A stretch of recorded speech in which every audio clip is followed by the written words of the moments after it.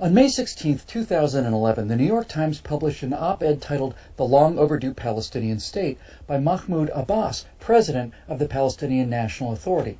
In that piece, Abbas called for the United Nations to formally recognize a Palestinian state based on the pre-1967 borders, regardless of negotiations with the State of Israel.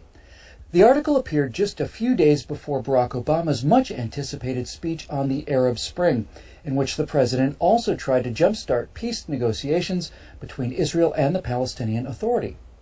To reach an agreement on a two-state solution, Obama declared, Israel must agree to return to the pre-1967 borders, modified only by mutually agreed land swaps.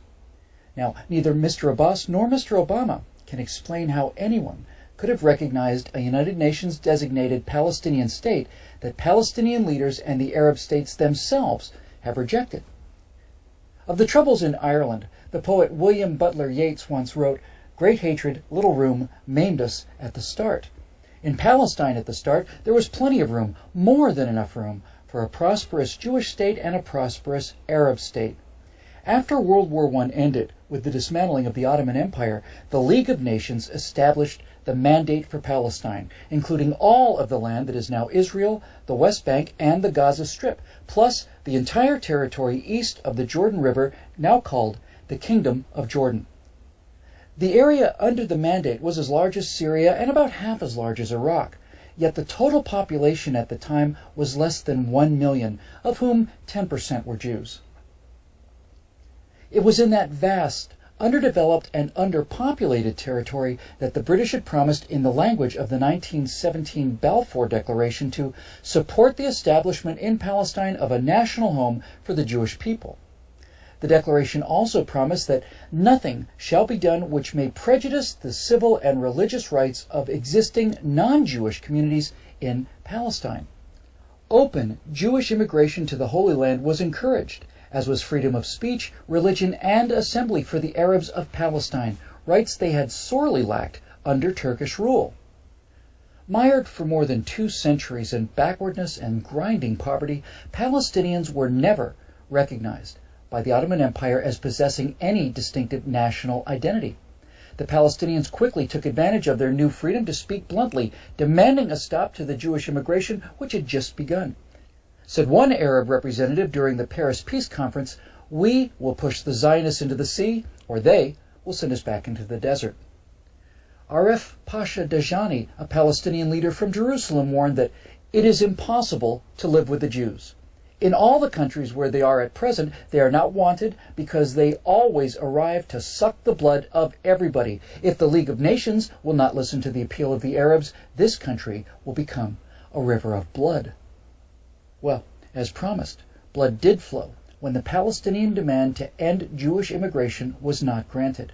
Jerusalem was the first flashpoint for regular Arab attacks on Jewish communities in April 1920. Palestinians from nearby towns poured into the old city. The Muslim mayor of Jerusalem and other notables worked up the crowd to launch a jihad against the Jews. "If we don't use force against the Zionists and against the Jews, we will never be rid of them," urged newspaper editor Arif al-Arif. The crowd shouted back, "We will drink the blood of the Jews," shouting Islamic slogans like "Muhammad's religion was born with the sword."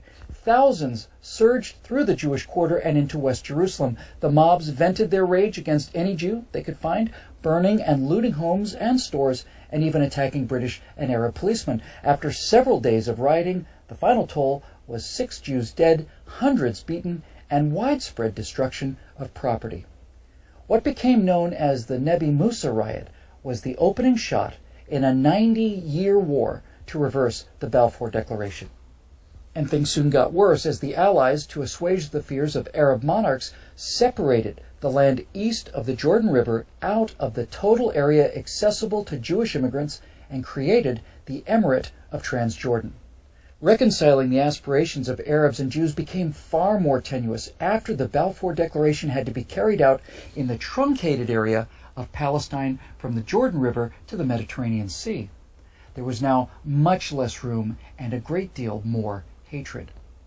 The decades that followed were marred by perpetual violence against the Jews both in Palestine and in Europe.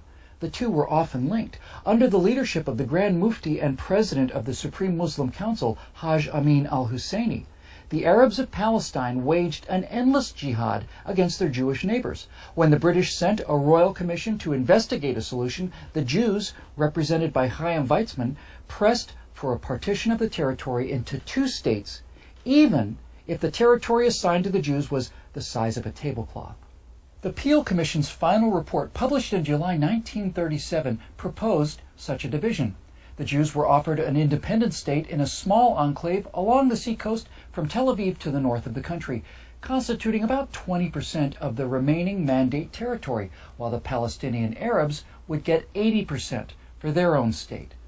Desperate for any means to be able to bring in large numbers of the endangered European Jews, the Zionists reluctantly accepted the Commission's partition plan.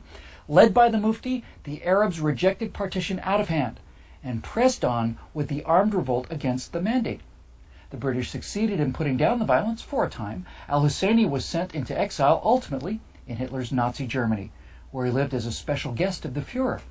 But severe limitations were placed on Jewish immigration to the Holy Land in the years leading up to the Holocaust that undoubtedly directly led to the death of many thousands of European Jews. Now, following the atrocities of the Second World War, Britain relinquished authority over the Mandate to the newly formed United Nations. The UN created yet another commission to try to figure out what to do with the contested territory. The United Nations Special Committee on Palestine recommended, by a vote of 7-3, yet another two-state solution, another partition plan to the General Assembly. This plan would have seen the territory divided almost equally between Jews and Arabs.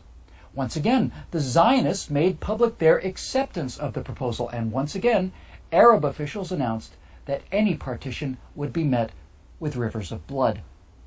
Shortly after the UN vote, the 20-member Arab League sent their newly organized Arab Liberation Army against the Jews of Palestine. Elements of 5 regular Arab armies from Egypt, Jordan, Syria, Iraq, and Lebanon invaded Israel on May 15, 1948. Arab League Secretary General Abdul Rahman Azam vowed, "This will be a war of extermination and a momentous massacre, which will be spoken of like the Mongol massacres and the Crusades." But despite their overwhelming numbers and heated rhetoric, after a year of fighting, it was the Jewish state that had won a decisive victory. Based on the 1949 armistice lines, Israel's territory expanded by almost 40%. The Palestinian Arabs were the big losers. For the second time in 10 years, their leaders rejected a partition plan that would have given them independence and more land designated for their state than for the Jewish state. Instead, they ended up with nothing, and 650,000 Palestinians became refugees. Jordan's King Abdullah sent his Arab legion to occupy the Palestinian West Bank and annex the territory to his kingdom. Egypt took the Gaza Strip and for the next 18 years denied Palestinians any civil rights. It never occurred to the rulers of Jordan or Egypt to create a state for the homeless Palestinians, nor did new Palestinian leaders like Yasser Arafat protest this occupation of their land by foreign rulers. Now, 3 times in the past decade, Israeli prime ministers have offered Palestinian leaders an independent state, far more generous than anything Jordan and Egypt ever allowed when they controlled the West Bank and Gaza. At Camp David in 2000, Israeli Prime Minister Ehud Barak agreed to the border suggested by President Clinton that would have established a West Bank Gaza Palestinian state with some territorial adjustments and with the Palestinians getting East Jerusalem as their capital. For his part, Palestinian Liberation Organization Chairman Yasser Arafat walked out of negotiations, went back home, and launched the Second Intifada.